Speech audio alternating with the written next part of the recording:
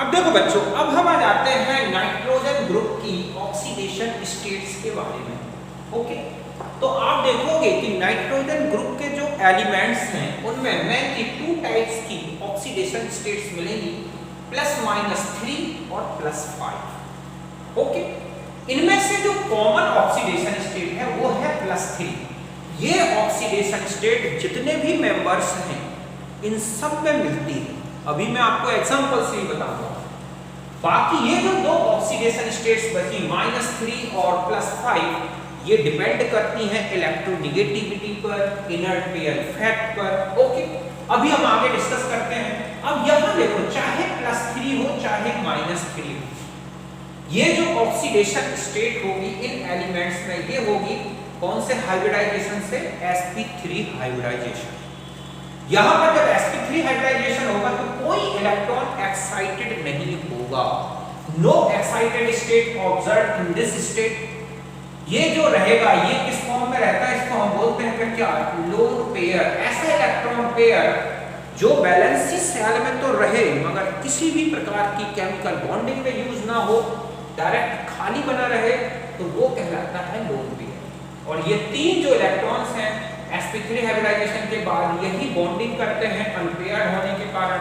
जैसे कोई भी कंपाउंड ऐसा बनता है नाइट्रोजन ग्रुप का जिसमें 3 अदर एटम्स आके जुड़ते हैं EX3 टाइप का, जैसे कि NH3 हो या NF3 हो, इस तरह की बॉन्डिंग। और इनमें एक लोन पेयर होगा जो इनका स्ट्रक्चर है वो होगा ट्राइगोनल पिरामिडल। इसमें लोन पेयर बॉन्ड पेयर के बीच में एक रिपल्सन होता है और इसके कारण जो बॉन्ड एंगल है वो थोड़ी सा डेविएट होता है। हाइब्रिडाइजेशन sp3 है, बॉन्ड एंगल कितने का होना चाहिए? ये वाला 109.5 डिग्री का, बट ये इतना नहीं होता। उसका रीजन वही है lone pair bond pair repulsion. अब अगर कोई भी एटम अपने से ज्यादा इलेक्ट्रोनेगेटिव से मिले, जैसे कि नाइट्रोजन फ्लोरीन से, तो नाइट्रोजन की प्लस में लिखी जाएगी ऑक्सीडेशन स्टेट, और अपने से कम के साथ, अपने से कम इलेक्ट्रोनेगेटिव एटम के साथ बॉन्डेड होगा तो माइनस में लिखी जाएगी। ये तो आप पहले से ही जानते हैं। तो NH3 में नाइट्रोजन की -3 है, जबकि NF3 में ये कितनी है? प्लस। अब नेक्स्ट ऑक्सीडेशन स्टेट के बारे में आते हैं और वो है +5। देखो +5 ऑक्सीडेशन स्टेट या प्लस जो कोवैलेंसी 5 अगर आती है तो इस कोवैलेंसी स्टेट में आप देखोगे कि जो इलेक्ट्रॉन NH2 का था, ये जो है NH2 NP3 था, तो यहां से एक्साइटेड होकर यहां पहुंचेगा और कुल मिला के ऐसे 5 अनपेयर्ड इलेक्ट्रॉन्स होंगे और यही बॉन्डिंग करते हैं, जिसके कारण ही कोवैलेंसी यहां पर हम कहें कि जो कोवैलेंसी है वो कितनी हो जाएगी? 5। और अगर इलेक्ट्रोनेगेटिव एटम है तो +5। तो ध्यान रखें कि +5 हमेशा कोवैलेंसी 5 के साथ ही रहेगी, क्योंकि ये ऑक्सीडेशन स्टेट एलिमेंट तभी शो करता है जब उनसे कहीं ज्यादा इलेक्ट्रोनेगेटिव एटम आके बॉन्डेड हो। तो इनकी जो कोवैलेंसी 5 है उसकी ऑक्सीडेशन स्टेट हमेशा ही क्या होगी बच्चों? 5। जबकि वैलेंसी 3 होने पर ऑक्सीडेशन स्टेट प्लस में भी हो सकती है, माइनस में। तो +5 केवल हाई इलेक्ट्रोनेगेटिव एटम के साथ ही पॉसिबल है। नाइट्रोजन में आप देखोगे कि कोवैलेंसी 5 नहीं हो सकती, मींस इसमें 5 कोऑर्डिनेट्स या कोवैलेंट बॉन्ड नहीं बन सकते। क्यों? क्योंकि नाइट्रोजन में d ऑर्बिटल्स नहीं है जिससे इलेक्ट्रॉन इस तरह से एक्साइटेड हो और उसमें sp3d हाइब्रिडाइजेशन पॉसिबल हो। तो नाइट्रोजन में ऐसा नहीं हो सकता, sp3d हाइब्रिडाइजेशन पॉसिबल नहीं है। नाइट्रोजन की मैक्सिमम कोवैलेंसी आप देखोगे कितनी मिलेगी आपको? 4। मींस ये 4 क्या बना सकता है? कोवैलेंट बॉन्ड, जिनमें से 3 जो है कोवैलेंट बॉन्ड, ठीक है, वो क्या है? शेयरिंग के कारण बने हैं, और एक जो है इसमें क्या है? Coordination bond. तो टोटल जो कोवैलेंसी है आप देख रहे हैं कि यहाँ पर ये जो ऑक्सीजन के साथ जुड़ रहा है, तो यहाँ पर एक इलेक्ट्रॉन की शेयरिंग या दो इलेक्ट्रॉन की शेयरिंग कर रहे हैं दोनों, तो यहाँ पर ये हो गए और एक बॉन्ड ये है, तो कुल मिला के 3 तो ये बॉन्ड्स हो गए जो कि कोवैलेंट बॉन्ड है, और एक लोन पेयर डोनेट करके नाइट्रोजन ऑक्सीजन के साथ ये बैलेंसी शो कर रहा है। तो यहाँ पर जो कोवैलेंसी हम कहेंगे ओके वो कितनी है? 4, जिसमें से 3 तो कोवैलेंट बॉन्ड के कारण और एक कोऑर्डिनेशन बॉन्ड के कारण। अब यहाँ पर ऑक्सीडेशन स्टेट कितनी होगी? तो देखो इसके रिस्पेक्ट में तो ये तो दोनों नाइट्रोजन जुड़े हैं तो यहाँ पे 0 हो गई, और यहाँ +2 और यहाँ पर +2, क्योंकि जब कोऑर्डिनेशन बॉन्ड बनता है हाई इलेक्ट्रोनेगेटिव इलेक्ट्रॉन एक्सेप्टर हो और लो इलेक्ट्रोनेगेटिव डोनर हो, तब डोनर में +2 लगता है और एक्सेप्टर में -2, जबकि इसके उल्टा होने पर चार्ज नहीं लगाया जाता। तो यहाँ पर जो कोवैलेंसी है 4 और ऑक्सीडेशन स्टेट भी कितनी है 4। तो ये नाइट्रोजन में और भी बहुत सारी वैलेंसीज मिलती हैं। आपने देखा होगा नाइट्रोजन में पूरी पीरियोडिक टेबल में नाइट्रोजन ही एक ऐसा एटम है जो maximum types of oxidation state show करता है। मतलब ये है कि नाइट्रोजन, ठीक है, shows different types of oxidation state. देखो कौन-कौन सी, बहुत सारी हैं। जैसे ये है NH3, कितनी है -3। NH2 में देखो आप कितनी है -2।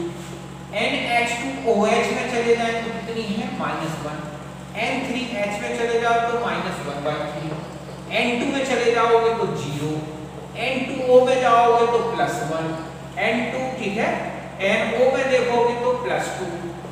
N2O3 में देखोगे तो +3। N2O4 में जाओगे तो +4 और इसके अलावा आप N2O5 में देख लो +5 मिलती है। इस तरह से नाइट्रोजन डिफरेंट टाइप्स की ऑक्सीडेशन स्टेट शो करके माइनस से लेके प्लस तक। अब हम आ जाते हैं स्टेबिलिटी के बारे में, ठीक है, स्टेबिलिटी ऑफ ऑक्सीडेशन स्टेट्स। अब आपको ऑक्सीडेशन स्टेट्स की स्टेबिलिटी बतानी हो तो कैसे ध्यान रखें। देखो पहले है -3, ठीक है, अगर हम इसकी स्टेबिलिटी की बात करें तो directly proportional to the electronegativity of E। समझ गए बच्चों कि E की ऋण विद्युतता का ध्यान रखना। जितना ज्यादा इलेक्ट्रोनेगेटिव उतनी ही स्टेबल। मींस अगर हम ये कहें कि नाइट्रोजन 3-, फास्फोरस 3-, आर्सेनिक 3-, इस तरह से ये इनकी स्टेबिलिटी का ऑर्डर है। और यही रीजन है कि NH3, PH3 और ASH3 इस तरह से इनकी ऑक्सीडेशन स्टेट स्टेबल हो। ये तो हो गई माइनस की बात। अब हम आ जाते हैं कि +3 और +5 के बारे में। तो ध्यान रखना है कि +3 स्टेबिलिटी जो है directly proportional to the inert pair effect. क्या ध्यान रखना है? Inert pair effect. आप जानते हैं इनर्ट पेयर इफेक्ट के ग्रुप में ऊपर से नीचे चलें तो जो NH2 इलेक्ट्रॉन है वो इनर्ट S शो करते हैं केमिकल बॉन्डिंग में, केमिकल प्रॉपर्टीज में, उसे हम बोलते हैं इनर्ट पेयर इफेक्ट। एक सिज्मिक कॉन्सेप्ट है कि ऊपर से नीचे चलने पर जिन एलिमेंट्स की n-1 ऑर्बिट में 18 इलेक्ट्रॉन हो, 18 इलेक्ट्रॉन, उनमें NS इलेक्ट्रॉन इनर्ट होने लगते हैं और अंदर जितने ज्यादा n-1 ऑर्बिटल्स में या उसके अंदर वाली ऑर्बिटल्स में n-1, ठीक है, 18 या 32 इलेक्ट्रॉन्स होंगे तो इनर्ट पेयर इफेक्ट और ज्यादा बढ़ेगा। तो आप देखते हैं कि इनर्ट पेयर जो है, ठीक है, इनर्ट पेयर जो इफेक्ट है वो इंक्रीज होता है डाउन दी ग्रुप। तो ऐसे में अगर हम स्टेबिलिटी की बात करें तो नाइट्रोजन 3+ इससे ज्यादा स्टेबल है, फास्फोरस 3+, इससे ज्यादा आर्सेनिक 3+, Sp3+ और बिस्मथ 3+। तो ये इनकी स्टेबिलिटी का ऑर्डर होगा। यही आपने कार्बन ग्रुप में देखा था, यही बोरॉन ग्रुप में देखा था। बोरॉन ग्रुप में +1 की स्टेबिलिटी बढ़ रही थी, कार्बन ग्रुप में +2 की स्टेबिलिटी बढ़ रही थी, उनके कंपाउंड्स की स्टेबिलिटी बढ़ रही थी। और इस ग्रुप में चले तो इनकी स्टेबिलिटी बढ़ती जाएगी। समझ गए ना? हम ये कहें कि NCl3 है तो PCl3 है तो AsCl3 है तो SbCl3 है तो BiCl3 according to stability of 3+ oxidation state. समझ गए ना? और अब नेक्स्ट में आ जाते हैं कि अगर आपसे पूछा गया है कि कौन सी स्टेट की स्टेबिलिटी बतानी है आपको, +5 की, तो +5 की जो स्टेबिलिटी है, ठीक है, अगर आपको इसकी स्टेबिलिटी को बताना है तो ये डायरेक्टली प्रोपोर्शनल है, सॉरी इनवर्सली प्रोपोर्शनल होगा इनर्ट पेयर इफेक्ट। क्योंकि इनर्ट पेयर इफेक्ट के कारण जब NS इलेक्ट्रॉन इनर्ट होने लगेंगे तो मैक्सिमम इलेक्ट्रॉन्स एक्साइटेड नहीं होंगे, मींस उनके NS इलेक्ट्रॉन एक्साइटेड नहीं होंगे, जिसके कारण +5 की ऑक्सीडेशन स्टेट की स्टेबिलिटी कम हो जाएगी। अगर हम यहाँ देखें तो हम ये कहें कि यहाँ पर नाइट्रोजन की +5 है तो ये सबसे ज्यादा स्टेबल होगी, फॉस्फोरस में +5 और कम हो जाएगी, आर्सेनिक में +5, ठीक है, और Sb में +5 और बिस्मथ में चले जाए तो +5 बहुत ज्यादा अनस्टेबल होती है। ये ऑर्डर में जो आप देखोगे कि PCl5, ठीक है, ACl5, SbCl5 और BiCl5, अगर इनमें देखें तो सबसे ज्यादा स्टेबल यही होगा, क्योंकि नाइट्रोजन में इस तरह की 5 वैलेंसी नहीं बन सकती। ऑक्सीडेशन स्टेट में जरूर कह सकता हूं N2O5, P2O5, AS2O5, Sb2O5 और Bi2O5, ये इनकी स्टेबिलिटी का ऑर्डर मिलेगा। तो ये इस तरह से आपको ग्रुप में जो है ऑक्सीडेशन स्टेट्स की क्या बतानी होती है, स्टेबिलिटी। ओके, तो इसे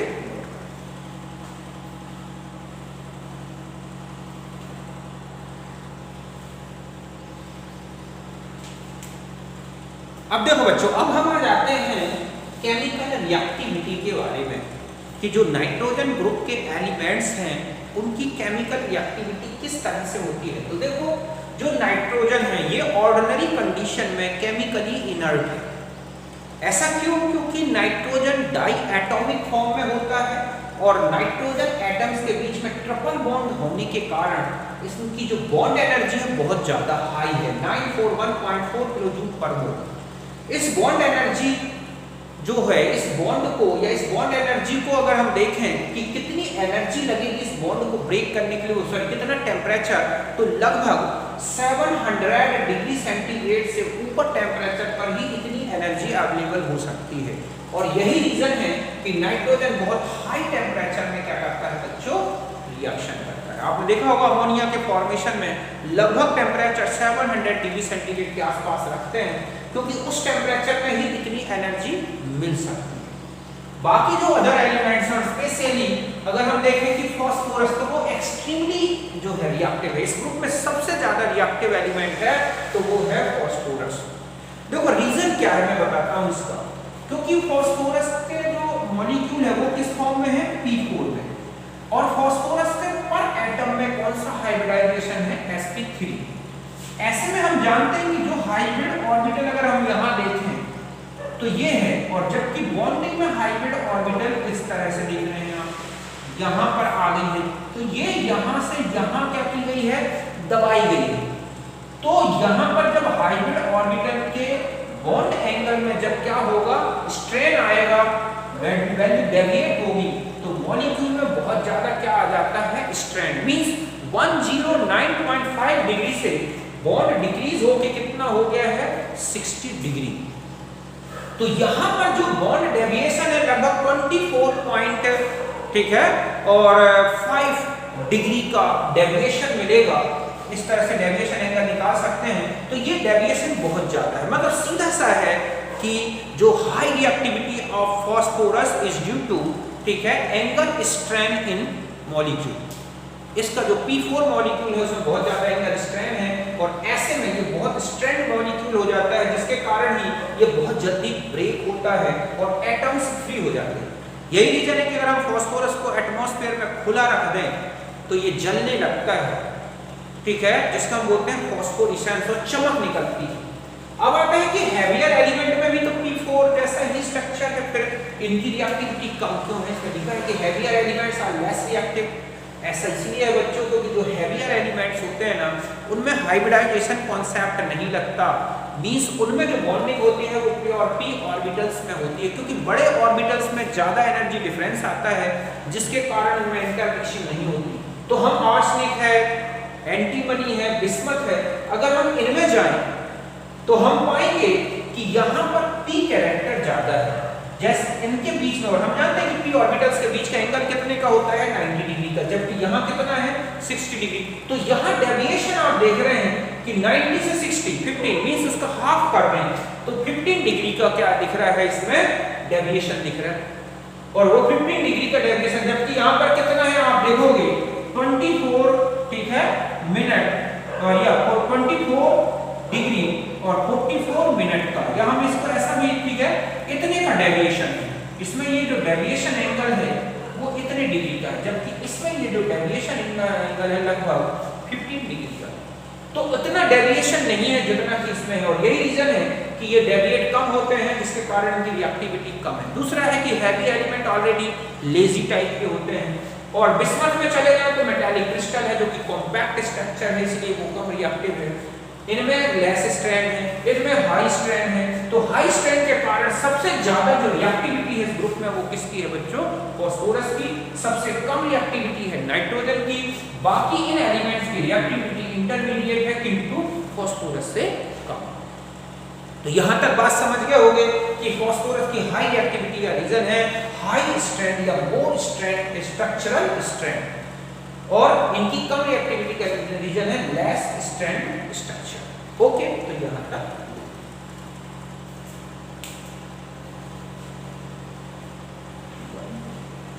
तो देखो बच्चों, आपको मैं ये बता दूं कि सामान्य परिस्थितियों में नाइट्रोजन निष्क्रिय होता है। रीजन है N ट्रिपल बॉन्ड N की बंध ऊर्जा ज्यादा है।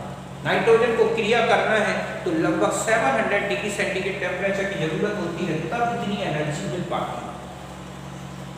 ठीक है, इसलिए ये उच्च ताप पर क्रिया करता है।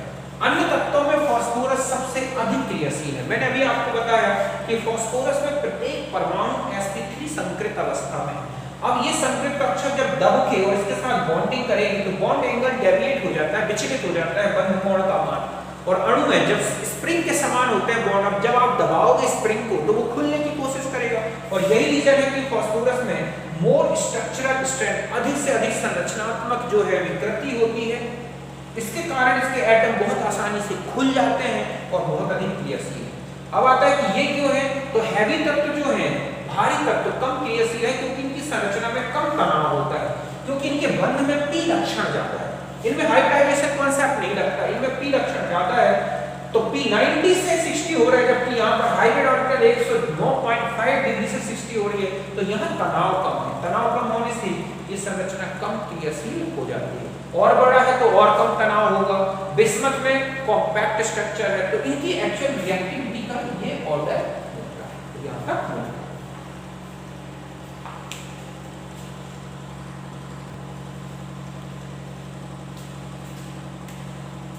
अब देखो बच्चों, इसमें आ जाते हैं। अब है हम ऑक्साइड्स के बारे में।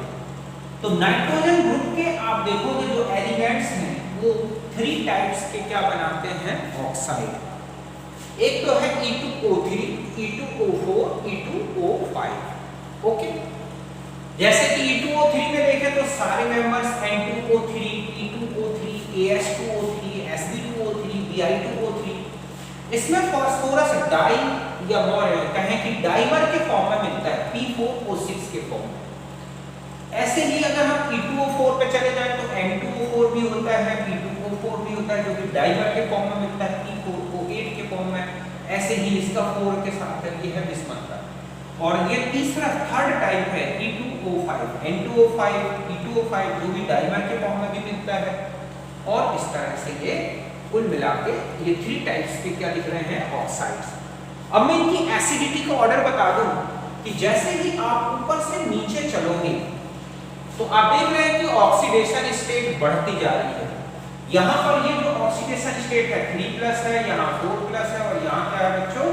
5+। तो ऊपर से नीचे जाने पर ये एसिडिटी इंक्रीज होती है क्योंकि ऑक्सीडेशन स्टेट बढ़ रहा है।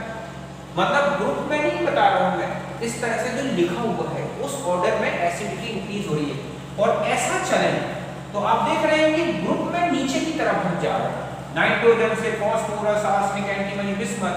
तो जैसे जैसे साइज बढ़ती जा रही है, सेंट्रल एटम मींस क्या है कि E की साइज जैसे जैसे बढ़ रही है, एसिडिटी कम होती जाती है। ये हर एक ग्रुप के ऑक्सी एसिड्स में आइए देखोगे आप। तो यहां पर ध्यान रखना है कि एसिडिक स्ट्रेंथ ऑफ ऑक्साइड, यहां पर ये जो ऑक्साइड्स दिख रहे हैं आप, तो इन ऑक्साइड में अगर ठीक है ऑक्साइड की अम्लीयता या स्ट्रेंथ रेंज, ठीक है, तो ध्यान रखना है। तो 3 टाइप्स के आपने ऑक्साइड्स देखे, तो इनमें देखना है ऑक्सीडेशन स्टेट ऑफ एलिमेंट जितनी ज्यादा means acidic strength of oxide directly proportional to the oxidation state of element. ठीक है, फॉर सेम एलिमेंट। अगर आपको सेम एलिमेंट में ही आपको देखना है एसिडिक स्ट्रेंथ ऑक्साइड्स की, तो उसमें क्या देख लें आप, ऑक्सीडेशन स्टेट। और अगर इस तरह से डिफरेंट एलिमेंट्स में देखना है तो फिर आप उनकी साइज देखें ई की। यही मैंने बताया, देखो आपने देखा कि यहां से यहां नाइट्रोजन N2O3 N2O4 N2O5, तो ऑक्सीडेशन स्टेट बढ़ती जा रही है, +3 +4 +5, तो ऑक्सीडेशन स्टेट बढ़ रही है, तो एसिडिक स्ट्रेंथ बढ़ रही है। मींस ना इससे ज्यादा एसिडिक ये, इससे ज्यादा एसिडिक ये हो। और अगर हम इस तरह से देखें कि ये डिक्रीज क्यों हो रही है, क्यों? क्योंकि साइज बढ़ती जा रही है, नाइट्रोजन से बड़ी साइज फास्फोरस की, फिर आर्सेनिक की, फिर एंटीमनी और बिस्मथ। तो इस तरह से आपको इनकी एसिडिक स्ट्रेंथ देखनी है कि में ऑक्साइड्स में, और लगभग यही ऑर्डर आपको किसमें देखने को मिलेगा, ऑक्सी एसिड्स में। हम ऐसे लिख सकते हैं कि अगर हम यहां पर देखें तो N2O3 N2O5 और N2O4 और ये क्या है, N2O5। इस तरह से, या हम कहें कि P2O3 P2O4 और P2O5, ये इनकी एसिडिक स्ट्रेंथ है। ओके, एक ही एलिमेंट की डिफरेंट ऑक्सीडेशन स्टेट्स में, +3 +4 +5, तो ऑक्सीडेशन स्टेट जैसे जैसे बढ़ती है एसिडिक स्ट्रेंथ ऑक्साइड की बढ़ जाती है। यह नंबर आप ऑक्सीजन बढ़ने से भी हम कह सकते हैं।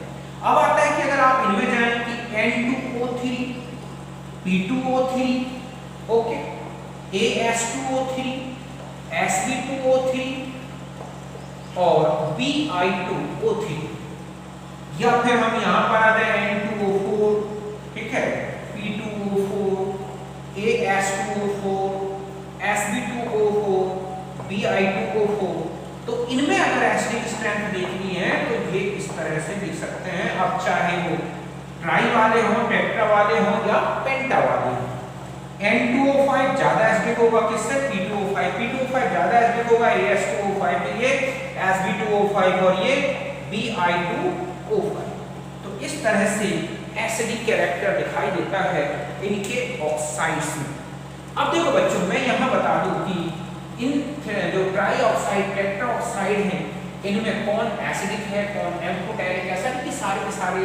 यहां पर ट्राई ऑक्साइड की अगर हम बात करें E2O3, ओके, तो इन ट्राई ऑक्साइड में यहां पर जो N2O3 और P2O3 ये तो है एसिड। क्या है बच्चों, एसिड। ओके, बाकी यहां पर AS2O3 Sb2O3 और Bi2O3 ये कैसे हैं, एम्फोटेरिक। मैं अभी आपको एक रिएक्शन बताता हूं। इनमें तो एम्फोटेरिक लगभग, अगर आप यहां देखोगे तो एसिडिक जो नेचर है वो बराबर है लगभग बेसिक नेचर, बट यहां पर अगर आप देखेंगे तो जो एसिडिक नेचर है इसका, ओके, इससे कहीं ज्यादा है इसमें क्या, बेसिक नेचर, क्योंकि इसमें मेटालिक नेचर आ गया। देखो अगर आप यहां जाए तो P2O3 है +6HCl, ओके, तो बन गया PCl3 +3H2, लेकिन इसकी किससे रिएक्शन, तो यहां पर जरा लिख दिया मैंने इस तरह से, तो यहां पर आपको मैं इसको बता रखा, इसके एम्फोटेरिक नेचर में चले तो AS2O3 +6HCl, तो 2AsCl3 +3H2, ओके, तो यहां पर ये बेस है और यहां पर ये क्या है बच्चों, एसिड है, तो यहां पर ये क्या बन गया, सॉल्ट बन गया। अब अगर मान लो हम इसकी रिएक्शन AS2O3 की रिएक्शन NaOH से लेते हैं, ओके, तो आप देखोगे बनेगा Na3ASO3 +3H2। तो यहां पर आपने देखा कि कितने हो गए ऑक्सीजन, 3 और 3 6 3 और हाइड्रोजन हो गए हमारे पास, ठीक है, तो Na3ASO3, तो यहां पर बाकी H2 ऐसे नहीं, तो यहां पर ये भी एक क्या है, सॉल्ट बन रहा है।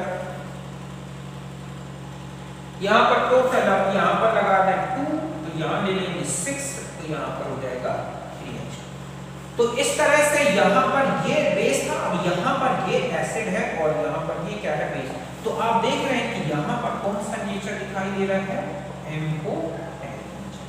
जस्ट ऐसा ही किसके साथ होगा, Sb2O3 के साथ, ऐसा ही किसके साथ होता है, B2O3 मीन्स अगर हम यहाँ पर HCl ले लेंगे तो SbCl3 बन जाएगा, NaOH ले लेंगे, ठीक है, या फिर BiCl3 बन जाएगा, ये ले लेंगे तो Na3 SbO3 बनेगा या Na3BiO3 बन जाएगा।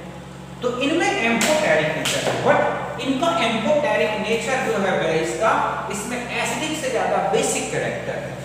ओके, तो ट्राई ऑक्साइड जितने भी हैं तो इस तरह से आपने देखा कि N2O3 और ये है 3 और AS2O3 Sb2O3 और Bi2O3, तो यहाँ पर एसिडिक, यहाँ पर एम्फोटेरिक और यहाँ पर हल्का सा फ्यूरिक क्या है, बेसिक नेचर। तो ये आपने देखा ट्राई ऑक्साइड में। अब हम आ जाते हैं कि टेट्रा और पेंटा ऑक्साइड्स की बात करें तो जितने भी टेट्रा और पेंटा ऑक्साइड्स हैं बच्चों, यहाँ पर मैं बता दूं कि जो E2O4 है और E2O5 ये सब के सब कैसे हैं, ऐसे क्या है, ऐसे, इनमें बेसिक नेचर नहीं होता। समझ गए ना? इस तरह से आपको इनकी एसिडिक नेचर, बेसिक नेचर मैंने दोनों बताया। अब एक स्टेबिलिटी और बता दूं, तो ध्यान रखें कि जो stability of oxide, okay, oxide का स्थायित्व, okay, inversely proportional to the oxidation state. समझ गए बच्चों कि अगर ऑक्सीडेशन स्टेट ज्यादा है तो फिर स्टेबिलिटी कम हो जाती है। ऐसा क्यों? तो अब देखो यहाँ पर अगर हम ये कहें कि N2O3 ज्यादा स्टेबल होगा N2O4 से और ये ज्यादा स्टेबल होगा N2O5, इस तरह से, तो ये ऑर्डर मिलेगा नाइट्रोजन के ऑक्साइड। अगर हम ग्रुप में ऊपर से नीचे चले, समझ गए ना, कि अगर एक सी ही ऑक्सीडेशन स्टेट हो तो इसके अलावा इसमें भी डिपेंड करता है साइज ऑफ E, इस तरह से, या हम इसको ऐसा भी लिख सकते हैं इनर्ट पेयर इफेक्ट, ऐसा भी लिख लो। तो अगर आप इनकी बात करें कि N2O5 सबसे ज्यादा स्टेबल होगा, फिर P2O5, फिर AS2O5, फिर Sb2O5, फिर Bi2O5, तो ये ऑक्साइड्स में अगर हमें सेम ऑक्सीडेशन स्टेट दी गई है, ठीक है, जैसे कि यहाँ +5 से लेके, तो आपको इनर्ट पेयर इफेक्ट के बेस पर देखना है, ये हायर ऑक्सीडेशन स्टेट के कंपाउंड्स में देखना है, इस तरह से, और एक ही एलिमेंट में देखना है तो ऑक्सीडेशन स्टेट के बेस पर देख लो, 3+, 4+ और 5+, तो ये ऑक्सीडेशन स्थायित्व को बताता है। तो इस तरह से आप इनकी स्टेबिलिटी को देख सकते हैं। एक और होता है ऑक्सीडाइजिंग नेचर, और कुछ किया जाता है तो oxidizing nature directly proportional to the number of oxygen, ठीक है, और ऑक्सीडेशन स्टेट, इस बेस पर आपको इनका ऑक्सीडाइजिंग नेचर देखना है। तो इसका मतलब है N2O3 से ज्यादा ऑक्सीडाइजर होगा N2O4 और उससे ज्यादा ऑक्सीडाइजर होगा N2O। तो ऑक्सीडाइजिंग नेचर हो वो किससे, ऑक्सीडेशन स्टेट से बढ़ता है। तो यहाँ पर ध्यान रखना है कि acidic nature directly proportional to the oxidizing nature. वैसे भी आप जानते हैं ऑक्सीडाइजिंग नेचर मतलब इलेक्ट्रॉन एक्सेप्टिंग नेचर, तो इलेक्ट्रॉन एक्सेप्टिंग नेचर मतलब लीस्ट एसिड नेचर या प्रोटोनिक एसिड नेचर, दोनों एक दूसरे के क्या होते हैं, डायरेक्टली प्रोपोर्शनल। तो ये था हमारा ऑक्साइड्स के बारे में, इसे नोट करो।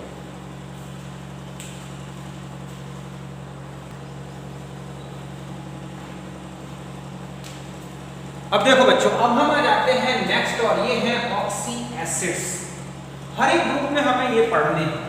यहाँ पर हम नाइट्रोजन के ग्रुप की बात करें तो पहले तो हम ये देखते हैं कि ऑक्सी एसिड्स होते क्या हैं। तो देखो ये जो एसिडिक ऑक्साइड होते हैं, ओके, कौन से एसिडिक ऑक्साइड, इनको वाटर में डिसॉल्व करें तो ये एक कंपाउंड बनता है हाइड्रोक्सी, ओके, कंपाउंड, जो कि एक ब्रोंज स्टेट क्या होता है, ब्रोंज स्टेट एसिड। तो इसको बोला जाता है क्या, ऑक्सी एसिड। समझ गए ना, एसिडिक ऑक्साइड है, वाटर में डिसॉल्व करें तो एक हाइड्रोक्सी कंपाउंड बनता है जो कि ब्रोंज स्टेट एसिड होता है, उसे बोला जाता है क्या बच्चों, ऑक्सी एसिड। जो ऑक्साइड वाटर में में डिसॉल्व हो रहा है और उसके डिसॉल्व होने से जो भी एसिड बन रहा है उस एसिड का एनहाइड्राइड कहलाता है ये एसिडिक ऑक्साइड। फिर से सुने, जिस एसिड को आपने वाटर में डिसॉल्व किया है और जो ऑक्सी एसिड बन रहा है इस ऑक्सी एसिड का ये कहलाएगा एसिडिक, ठीक है, एनहाइड्राइड ऑफ एसिड, मतलब ये एसिडिक ऑक्साइड ही इस एसिड का क्या कहलाएगा, एनहाइड्राइड। देखो कैसे, जैसे N2O3 को वाटर में डिसॉल्व किया और ये बन गया नाइट्रस एसिड, तो हम इसे कहेंगे N2O3 को बोलेंगे anhydride of nitrous acid. Just ऐसा ही P2O3 को वाटर में डिसॉल्व करें तो क्या बनता है, फास्फोरस एसिड, तो हम इसे कहेंगे anhydride of phosphorus acid. Okay, P2O3 को क्या बोलेंगे, anhydride of phosphorus acid. N2O4 को वाटर में डिसॉल्व करेंगे तो नाइट्रस और नाइट्रिक दो एसिड बन रहे हैं, ये क्या है, नाइट्रस, और ये क्या है, नाइट्रिक। तो नाइट्रस और नाइट्रिक जब दोनों एसिड बनेंगे तो इसे बोला जाएगा एक मिक्स्ड एनहाइड्राइड। ये क्या है, मिश्रित एनहाइड्राइड, मिक्स्ड एनहाइड्राइड, जो कि नाइट्रस और नाइट्रिक एसिड दोनों का।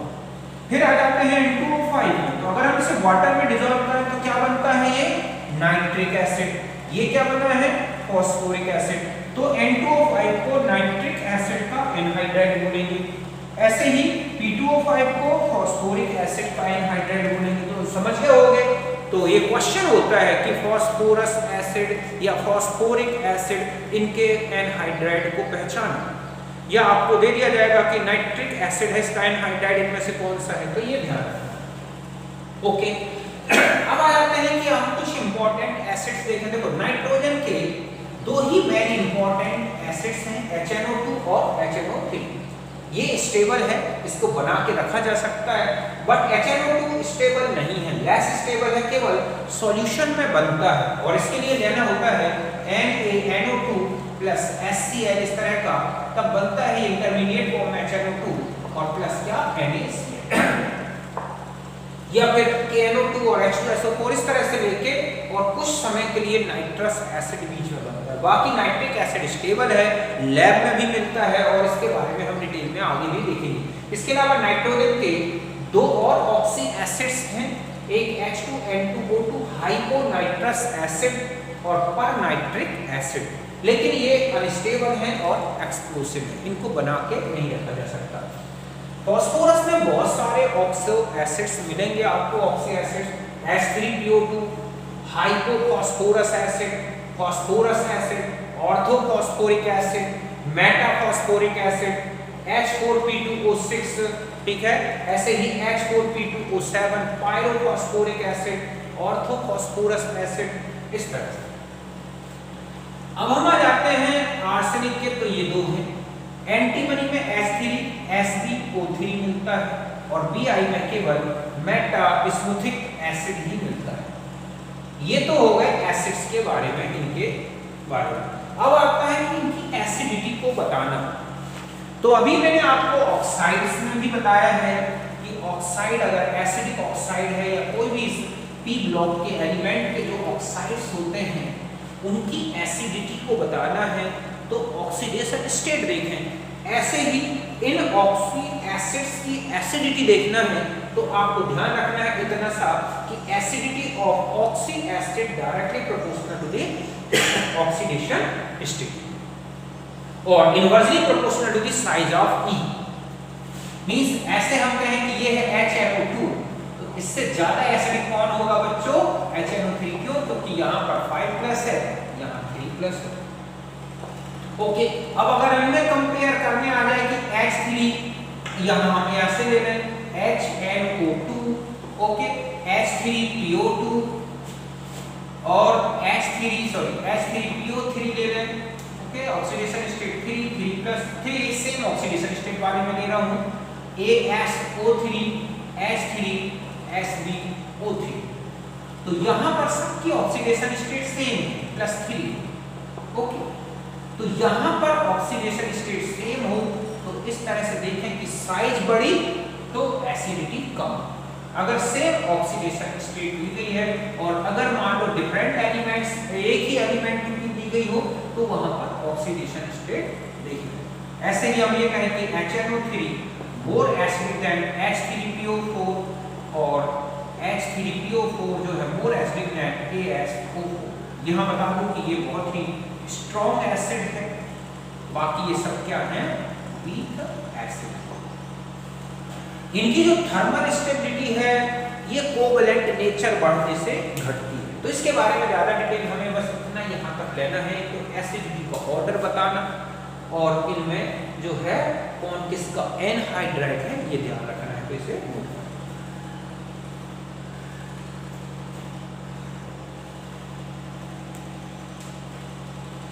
अब देखो बच्चों, अब हम आ जाते हैं नेक्स्ट और ये है हाइड्राइड्स। ओके, हमने ऑक्साइड्स देख लिए, ऑक्सी एसिड्स देख लिए, अब हम लेंगे नेक्स्ट कंपाउंड और ये क्या है, हाइड्राइड्स। तो देखो नाइट्रोजन ग्रुप के जो मेंबर्स हैं उनके हाइड्राइड का जो फॉर्मूला है वो है EH3 टाइप। ओके, मतलब इस ग्रुप का जो हाइड्राइड फॉर्मूला है वो क्या है, EH3। जैसे NH3 ammonia, PH3 phosphine, ASH3 आर्सीन, SbH3 स्टीडीन और BiH3 बिस्मुथीन। ओके, ये हैं इनके नेम्स। अब हम आ जाते हैं फॉर्मेशन की बात करें तो देखो जनरली ये जो हाइड्राइड्स हैं ये इस तरह के सॉल्ट्स से बनते हैं। मैग्नीशियम नाइट्राइड, ठीक है, वाटर में डिसॉल्व करने तो अमोनिया बनेगा। कैल्शियम फॉस्फाइड से फॉस्फीन बनती है। जिंक आर्सेनाइड और HCl की रिएक्शन से ये बनता है। ऐसे ही ये फॉर्मेशन है इनके हाइड्राइड्स का। अमोनिया का फॉर्मेशन हैवर प्रोसेस से होता है कमर्शियल लेवल पर। ओके, वो अलग एक मेथड है। फिर हम आ जाते हैं इनके कैरेक्टरिस्टिक्स में या कैरेक्टर्स में। तो आप देखेंगे कि ये जितने भी हाइड्राइड्स हैं अमोनिया से लेके और BiH3 तक, ये सभी हाइड्राइड्स जो हैं नॉर्मल टेम्परेचर पर गैसियस फॉर्म में होते हैं। अमोनिया में जरूर हाइड्रोजन बॉन्डिंग मिलती है लेकिन उसको काफी टेम्परेचर डाउन करना पड़ता है, तब जाके वो लिक्विड स्टेट में आ जाती है। मींस नॉर्मल टेम्परेचर पर अमोनिया लिक्विड नहीं है, लिक्विड फॉर्म में लाना है तो इसको कंडेंस्ड करना पड़ता है, तब जाके हाइड्रोजन बॉन्डिंग के कारण जो अमोनिया है NH3 वो क्या हो जाता है, लिक्विफाइड। तो हम ये कहेंगे कि NH3, ठीक है, liquefied easily due to H2। बस इतना लिख सकते हैं कि हाइड्रोजन बॉन्डिंग के कारण अमोनिया आसानी से क्या हो जाती है, द्रवित हो जाती है। बाकी किसी में हाइड्रोजन बॉन्डिंग नहीं होती, ये भी बता दें। दूसरा है ये सब पॉइजनस नेचर के होते हैं और इनका जो पॉइजनस नेचर है वो अमोनिया से लेके BiH3 तक क्या होता जाता है, बढ़ता जाता है। समझ गए बच्चों कि इनका विषैला गुण अमोनिया से BiH3 तक बढ़ता है। फिर आता है कि इनमें आप देखोगे कि जितने भी ये हाइड्राइड्स हैं इनके सेंट्रल एटम में लोन पेयर है और इस लोन पेयर की प्रेजेंस के कारण ही ये क्या है, लुईस बेस होते हैं। हम जानते हैं ऐसा कोई भी कंपाउंड जो जिसका कोई एक एटम या सेंट्रल एटम लोन पेयर रखता है वो लुईस बेस होता है। तो सारे हाइड्राइड लुईस बेस हैं, क्यों, क्योंकि सब में लोन पेयर है। बट बेसिसिटी का ऑर्डर पूछा जाता है तो बेसिसिटी जो है नीचे की तरफ डिक्रीज होती जाती है। ऐसा क्यों होता है बच्चों, क्योंकि सेंट्रल एटम का अगर साइज बढ़ेगा तो जो लोन पेयर का इलेक्ट्रॉन क्लाउड है वो डिस्पर्सन के कारण काफी फैल जाता है। मींस वो डिस्पर्स्ड हो जाता है, फैल जाता है और फैल जाने के कारण सेंट्रल एटम में लोन पेयर डोनेट करने की टेंडेंसी घट जाती है। यही लिखा है कि ऑल आर, ठीक है, all hydrides are Lewis base due to presence of lone pair, but basicity decrease down the group due to more dispersion of electron cloud of lone pair. समझ गए बच्चों कि सभी निक्षार हैं किंतु वर्ग में क्षारीयता घटती है क्योंकि लोन पेयर अभ्र इलेक्ट्रॉन जो है वो क्या हो जाता है, फैल जाता है। तो आपको बेसिसिटी का ये ऑर्डर याद रखना है। ओके, तो यहां तक नोट करें।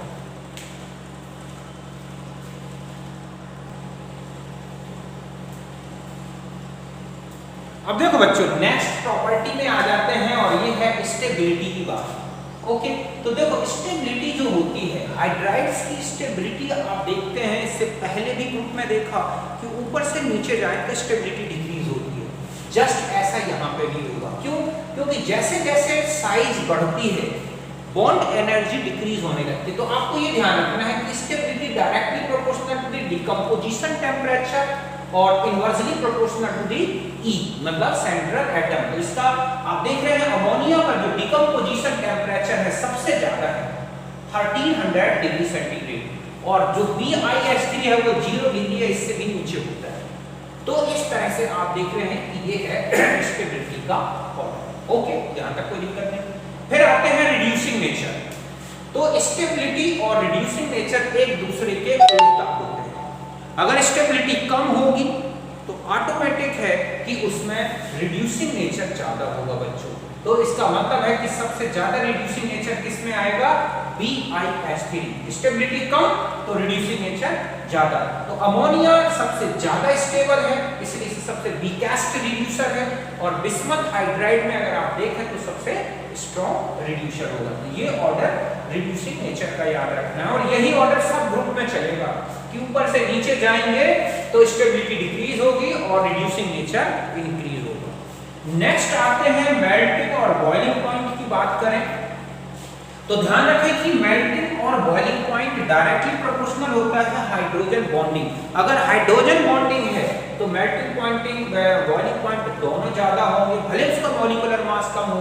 और अगर हाइड्रोजन बॉन्डिंग नहीं है, absence of hydrogen bond, hydrogen बंध की अनुपस्थिति में देखना है, तो फिर आप मॉलिक्यूलर मास को देख के पहचानोगे कि मॉलिक्यूलर मास ज्यादा तो दोनों ज्यादा होंगे। क्यों? क्योंकि सरफेस एरिया ज्यादा होगा, एक दूसरे के कांटेक्ट में ज्यादा होंगे, और ऐसे में ये दोनों वैल्यू बढ़ जाती है। अभी मैं डायग्राम से बताता हूं। और एक याद रखना है यहाँ पर, सॉरी यहाँ पर है बॉन्ड एंगल। ये क्या लिखा है बच्चों? बॉन्ड एंगल, बंध कोण। तो बंध कोण में ध्यान रखना है इलेक्ट्रोनेगेटिविटी के डायरेक्टली प्रोपोर्शनल है। बंध कोण जो केंद्रीय परमाणु है, सेंट्रल एटम ई है, उसकी इलेक्ट्रोनेगेटिविटी ज्यादा तो बॉन्ड एंगल ज्यादा। इसका मतलब है कि अमोनिया में नाइट्रोजन की सबसे ज्यादा इलेक्ट्रोनेगेटिविटी है, तो आप देख रहे हैं कि अमोनिया में सबसे ज्यादा बॉन्ड एंगल है 107.5 डिग्री का। कितना है? इस तरह से। बाकी में देखोगे कि एकदम डिक्रीज हुआ है। अब यहां बता दूं कि ये वैल्यू ज्यादा चेंज नहीं आया। मैंने अभी आपको बताया था कि जो हैवी एटम्स होते हैं उनमें हाइब्रिडाइजेशन नहीं देखा जाता, बल्कि वहां पर हम पी कैरेक्टर देखेंगे। तो यहाँ पी कैरेक्टर लगभग सब में सेम है, और इसीलिए बॉन्ड एंगल एकदम डिक्रीज हुआ है, लेकिन 90 से ऊपर बना हुआ है, क्योंकि इनमें जो पी ऑर्बिटल्स है वो 90 डिग्री के आसपास ही रहते हैं। ऐसे में सब में लगभग वही बॉन्ड एंगल है। तो इसमें तो हाइब्रिडाइजेशन के कारण दिख रहा है, और इनमें पी कैरेक्टर के कारण थोड़ा सा लोन पेयर का इफेक्ट पड़ता है, जिससे बॉन्ड एंगल चेंज हो जाते हैं। बाकी अगर आप देखें तो इस तरह से, और ये डिक्रीजिंग ऑर्डर में ही मिलते हैं। ये लगभग अनस्टेबल है, इसका बॉन्ड एंगल उतना अच्छे से याद नहीं है। अब हम देखो, ये है मेल्टिंग पॉइंट। आप देख रहे हैं कि अमोनिया का मॉलिक्यूलर मास सबसे कम है, फिर भी बॉइलिंग पॉइंट आप देख रहे हैं ज्यादा दिख रहा है। बिस्मथ के हाइड्राइड से थोड़ा सा कम है 195.2 kelvin. It is due to hydrogen bonding. बाकी PH3 में चले जाए तो ना तो हाइड्रोजन बॉन्डिंग है और ना ही बहुत ज्यादा मॉलिक्यूलर मास है। यही रीजन है कि PH3 मोस्ट वॉलेटाइल, अत्यधिक क्या होगा बच्चों? अत्यधिक वाष्पशील होता है और लोवेस्ट मेल्टिंग पॉइंट शो करेगा। फिर लगातार ये बढ़ता जा रहा है, क्यों? क्योंकि फिर मॉलिक्यूलर मास बढ़ रहा है। मॉलिक्यूलर अगर हाइड्रोजन बॉन्डिंग नहीं है तो ध्यान रखें, बॉइलिंग पॉइंट हो चाहे मेल्टिंग पॉइंट हो, मॉलिक्यूलर मास बढ़ने से बढ़ेगा। तो अब इससे इस तरह से बिस्मथ तक बढ़ता जा रहा है। यहाँ पर मॉलिक्यूलर मास ज्यादा प्रीडोमिनेंट हो गया है हाइड्रोजन बॉन्डिंग, क्योंकि अमोनिया में जो हाइड्रोजन बॉन्डिंग है उतनी स्ट्रॉन्ग नहीं होती, फिर भी कुछ तो इफेक्टिव है। तो ये ऑर्डर दिख रहा है आपको, PiS3, फिर NH3, फिर आपका SbS3, क्योंकि ये 185 है, ये 195 है, और फिर ASS3, और सबसे कम किसका दिख रहा है? PS3। अब हम आ जाते हैं बॉइलिंग पॉइंट पर। तो देखो, बॉइलिंग पॉइंट में भी अमोनिया काफी हाई दिखाई दे रहा है, क्योंकि इसमें हाइड्रोजन बॉन्डिंग, यहाँ भी हाइड्रोजन बॉन्डिंग का इफेक्ट है। बाकी में लगातार बढ़ा है, लेकिन यहाँ देखें आप कि ये दो मेंबर ऐसे हैं, SbH3 और BiS3, जिनके बॉइलिंग पॉइंट अमोनिया से ज्यादा है। बाकी ये दो मेंबर्स के कम हैं। यहाँ सबसे कम बॉइलिंग पॉइंट कौन रखता है? PH3। तो BiS3, SbH3 आप ऑर्डर देखें तो ये आएगा, फिर अमोनिया, फिर ये दो नीचे आते हैं। तो ये इंपॉर्टेंट ऑर्डर्स हैं जो पूछे गए हैं क्वेश्चंस में। ओके, तो ये तो था हाइड्राइड्स के बारे में। और स्ट्रक्चर की बात करूं तो यहाँ पर जो हाइब्रिडाइजेशन दिखाई दे रहा है वो sp3 और इनका जो स्ट्रक्चर होता है ट्राइगोनल पिरामिडल, इस तरह का स्ट्रक्चर दिखता है जिसमें एक लोन पेयर है। तो ये होता है।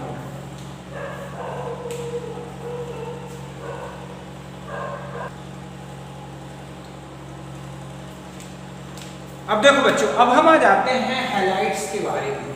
ओके, तो इनके टू टाइप्स के हैलाइड्स दिखते हैं, एक तो है EX3 टाइप का और एक है EX5 टाइप का, ट्राई हैलाइड, पेंटा हैलाइड। अब हम ट्राई हैलाइड की बात करें तो ट्राई हैलाइड सभी मेंबर्स बनाते हैं और सारे हैलोजेंस मींस यहाँ पर X जो है फ्लोरीन, क्लोरीन, ब्रोमीन और आयोडीन सभी होंगे।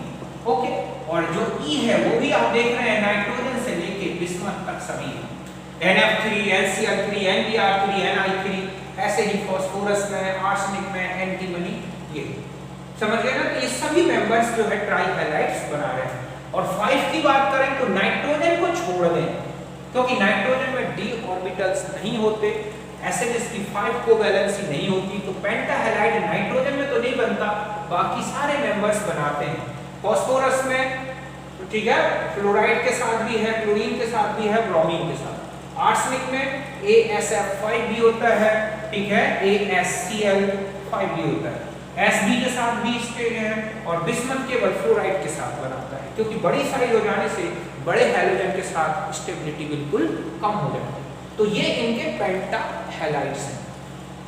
अब यहाँ पर बता दूं कि जो नाइट्रोजन के जो हैलाइड्स हैं NX3 ये अनस्टेबल और एक्सप्लोसिव नेचर के होते हैं। NF3 को छोड़ दो, ठीक है, NF3 जो है ये एक्सेप्शन में है, बाकी जो जितने भी हैलाइड हैं चाहे वो NCl3 हो, NBr3 हो, NiI3 हो, सबके सब क्या है अनस्टेबल है और एक्सप्लोसिव नेचर के।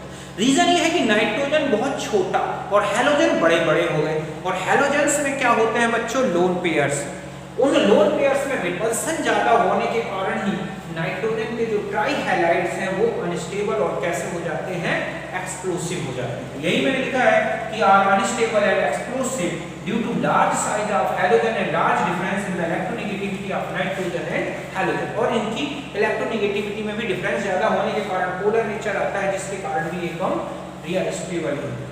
तो नाइट्रोजन के हैलाइड अस्थायी होते हैं क्योंकि हैलोजन का आकार बड़ा है और NX की ऋण विद्युताओं में अंतर अधिक है, और सबसे ज्यादा स्टेबल अगर हम इन तीनों में देखें तो NF3 होगा, फिर उससे कम ये स्टेबिलिटी, जितना बड़ा हैलोजन होता जाता है उतना ज्यादा रिपल्सन होगा और उतनी ही कम क्या होती है बच्चों स्टेबिलिटी। ओके, नेक्स्ट पॉइंट में आ जाएं तो जो EX3 है आप इनमें देखोगे एक लोन पेयर बना होता है, इनमें एक लोन पेयर होने के कारण जितने भी EX3 ट्राई हैलाइड्स हैं ये लुईस बेस और इनकी बेसिसिटी ग्रुप में क्या होगी डिक्रीज होती है बच्चों। रीजन ये है कि साइज अगर बड़ी है, ओके, तो साइज अगर बड़ी है तो जो इलेक्ट्रॉन क्लाउड है वो क्या हो जाता है डिस्पर्स्ड हो जाता है, फैल जाता है, और क्लाउड फैलेगा तो देने की टेंडेंसी कम होती है, ऐसे में बेसिसिटी कम हो जाती है। यही लिखा है कि EX3 halides of elements are Lewis base but basicity decrease down the group due to dispersion of electron cloud। समझ में बच्चों कि ये क्षार है क्योंकि क्षारीयता और वर्ग में ये क्षारीयता घटती जाती है। क्षारीयता का रीजन तो आप समझ गए होंगे लोन पेयर का। बेसिसिटी का ये याद रखना है कि साइज ऑफ हैलोजन तो बेसिसिटी ज्यादा, साइज ऑफ E बड़ी तो बेसिसिटी कम। देखो हैलोजन अगर छोटा है तो उसकी इलेक्ट्रोनेगेटिविटी ज्यादा होगी और वो क्लाउड को पकड़ के रखेगा, ऐसे में बेसिसिटी कम हो जाती है। तो सबसे ज्यादा बेसिसिटी है NiI3 में और सबसे कम किसमें है NF3। अगर हम इस तरह से देखें कि हैलोजन या इस एटम के बेस पर, सेंट्रल एटम के बेस पर, तो नाइट्रोजन हैलाइड जो होंगे सबसे ज्यादा बेसिक होंगे और सबसे कम बेसिक कौन होगा बिस्मथ का, क्योंकि यहाँ पर E का साइज का इफेक्ट बताया गया है, यहाँ पर हैलोजन की साइज। तो आपको इतना सा ध्यान रखना है, साइज बड़ी हैलोजन की तो बेसिसिटी ज्यादा, साइज सेंट्रल एटम की बड़ी तो बेसिसिटी कम। और स्टेबिलिटी की बात करें हम तो देखो नाइट्रोजन के हैलाइड को छोड़ दें क्योंकि उनकी स्टेबिलिटी तो बहुत ज्यादा इफेक्टेड है साइज हैलोजन से, तो साइज आप चाहे सेंट्रल एटम की बढ़े हो चाहे हैलोजन की, स्टेबिलिटी दोनों से इफेक्टेड होती है, दोनों के साइज बढ़ने से स्टेबिलिटी कम हो जाती है। रीजन है बॉन्ड एनर्जी का डिक्रीज होना। तो Px3, AsX3, SbX3, BiX3, बाकी इसी तरह से हैलोजन का भी ये इफेक्ट पड़ता है। तो यहां तक आप समझ गए हो गए हैं।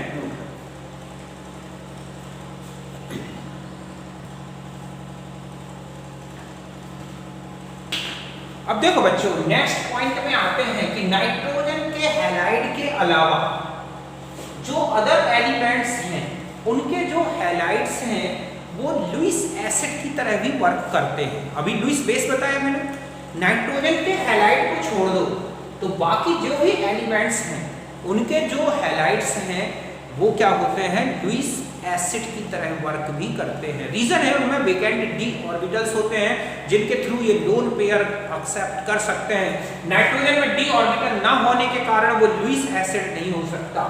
समझ गए बच्चों कि नाइट्रोजन को छोड़कर अन्य तत्वों के जो हैलाइड्स हैं वो किसकी तरह वर्क करते हैं, लुईस अम्ल की तरह। क्यों? क्योंकि उनका रिक्त d कक्षक होता है। जैसे AsF3 + 3F- तो ये बन गया AsF6 3- SbF3 के साथ इस तरह से, तो ये एक लुईस एसिड की तरह वर्क कर रहे हैं। इनका लोन पेयर एक्सेप्ट करते हैं, 3 लोन पेयर अपनी वेकेंट ऑर्बिटल्स में रख सकते हैं। अब आता है नेक्स्ट पॉइंट है हाइड्रोलिसिस। तो देखो बच्चों नाइट्रोजन के जो हैलाइड्स हैं, फ्लोराइड को छोड़ दो, फ्लोराइड इजी हाइड्रोलाइज नहीं होते, तो जो हैलाइड हैं वो लुईस बेस की तरह वर्क करते हैं। ये अभी आप जानते हैं कि जो नाइट्रोजन के हैलाइड हैं वो क्या होते हैं, बेस होते हैं, लुईस बेस। और ये वाटर के साथ जब जुड़ते हैं तो वाटर के H+ को एक्सेप्ट करके और किस में चेंज हो जाते हैं, अमोनिया में। मींस नाइट्रोजन के हैलाइड का अगर हाइड्रोलिसिस होता है तो केवल और केवल क्या बनता है, अमोनिया, उसके अलावा बाकी हिस्सा है। क्यों? क्योंकि ये अपने लोन पेयर के थ्रू प्रोटॉन को एक्सेप्ट करते हैं, जबकि बाकी जो हैलाइड्स हैं अदर एलिमेंट्स के आप देखोगे वो लुईस एसिड की तरह वर्क करते हैं। अमोनिया कैसा वर्क करता है, लुईस बेस की तरह। और प्रोटॉन एक्सेप्ट करके जो नाइट्रोजन के हैलाइड्स हैं वो किसकी तरह वर्क करते हैं, बेस की तरह। और प्रोटॉन जो है एक्सेप्ट करके किस में चेंज हो जाते हैं, अमोनिया में। बाकी जो अदर एलिमेंट्स के जो हैलाइड्स हैं वो लुईस एसिड की तरह वर्क करते हैं और वाटर के OH को एक्सेप्ट करके और किस में चेंज हो जाते हैं, इस तरह से एसिड में। यही मैंने लिखा है कि NH3 acts as a base with water and give ammonia, okay, because they accept H+ from water, but halide of other elements act as a Lewis acid with water and accept OH from water. समझ गए बच्चों कि nitrogen के halide को छोड़ दें तो बाकी जो नाइट्रोजन के जो हैलाइड है वो जल के साथ लुईस क्षार के समान कार्य करते हैं, प्रोटॉन ग्रहण कर लेते हैं, जबकि NH3 बनाते हैं। और अन्य तत्वों के जो हैलाइड है वो क्या है, लुईस अम्ल के समान कार्य करते हैं और OH ग्रहण करते हैं। तो इस तरह से देखें कि NCl3 की वाटर से एक्शन हुई तो अमोनिया बन गया। बाकी PCl3 AsCl3 में देख रहे हैं आप कि इनका किसके साथ एडिशन हो रहा है, OH के साथ। तो ये OH को एक्सेप्ट करके और ये इस तरह से जो है एसिड बना रहे हैं और HCl बनता है। SbCl3 में पहले पूरा वाटर जुड़ जाता है, बाद में 2 H+ और 2 Cl निकल जाते हैं और इस तरह से। तो यहाँ पर भी ये इन्होंने लुईस एसिड की तरह ही वर्क किया है। तो यहाँ तक आप समझ गए होंगे इसे।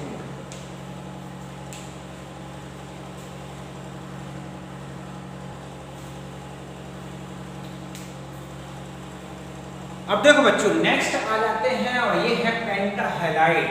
तो ध्यान रखें कि नाइट्रोजन पेंटाहैलाइड नहीं बनाता क्योंकि d ऑर्बिटल नहीं है। बिस्मथ में भी पेंटाहैलाइड्स नहीं बनते, केवल B अगर देखें तो केवल फ्लोराइड को छोड़ दें। BiF5 कुछ स्टेबल है क्योंकि फ्लोरीन की बहुत अधिक इलेक्ट्रोनेगेटिविटी के कारण ये बिस्मथ की 5+ को स्टेबल बना देता है। बाकी किसी भी हैलोजन के साथ बिस्मथ पेंटाहैलाइड नहीं बनाता। रीजन यही है कि नाइट्रोजन में d ऑर्बिटल्स नहीं है और बिस्मथ में कौन दिखता है, इनर्ट पेयर इफेक्ट। तो नाइट्रोजन d ऑर्बिटल के एब्सेंस में पेंटाहैलाइड नहीं बनाता, बिस्मथ इनर्ट पेयर इफेक्ट के कारण नहीं बनाता। बाकी सभी के पेंटाहैलाइड्स बनते हैं, लेकिन ये ज्यादा स्टेबल नहीं है। पेंटाहैलाइड उतने स्टेबल नहीं है जितने कि ट्राई हैलाइड्स होते हैं, और जरा सा गर्म कर दें तो ये डिकम्पोज हो जाते हैं, वाटर में रख दें तो हाइड्रोलाइज हो जाते हैं। जैसे कि PCl5 को डिकम्पोज करें तो PCl3+Cl, PCl को 3 वाटर को PCl5 को वाटर में रखें तो इस तरह से फास्फोरिक एसिड और HCl में ब्रेक हो जाता है।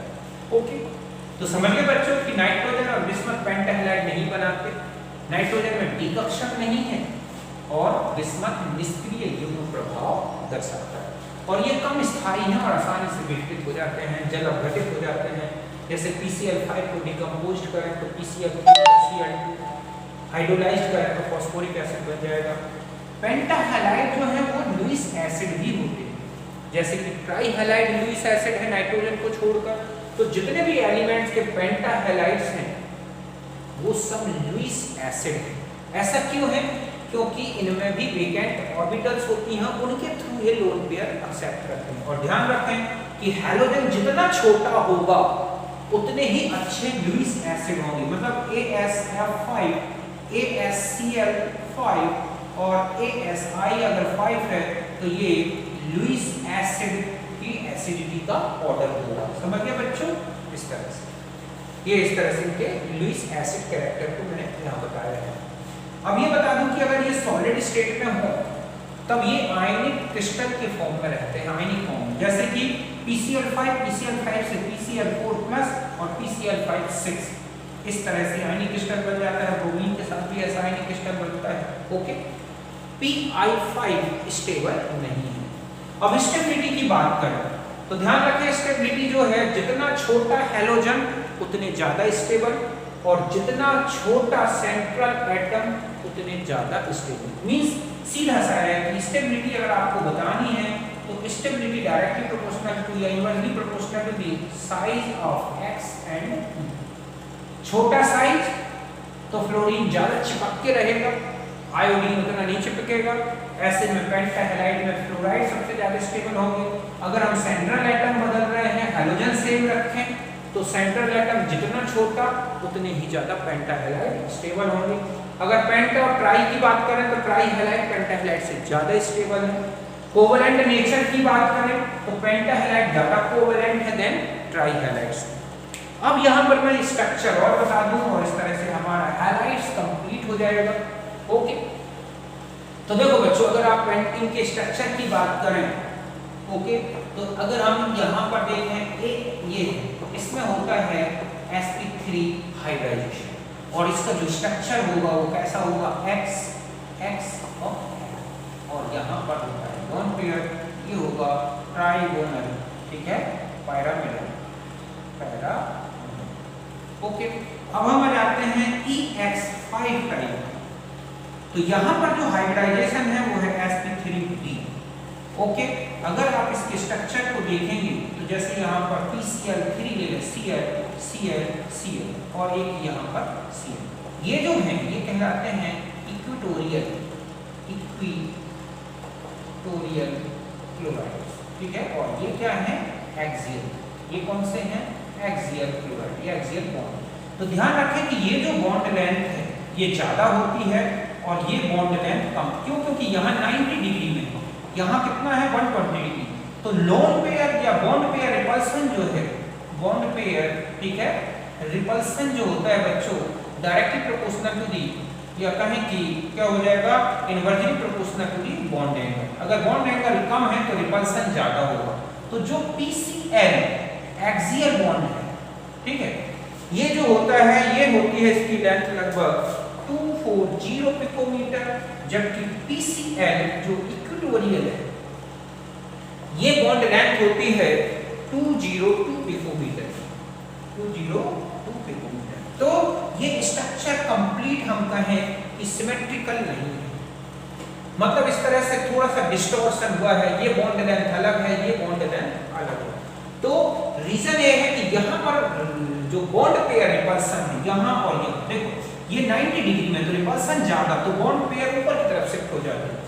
यहाँ पर एंगल ज्यादा है जिसके कारण यहाँ पर जो बॉन्ड पेयर रिपल्सन है, समझ गए ना, बॉन्ड पेयर ये है रिपल्सन, ये कम होता है, और ऐसे में यहाँ की जो बॉन्ड लेंथ है वो क्या होगी, कम रहेगी, ये बॉन्ड लेंथ बढ़ जाती है।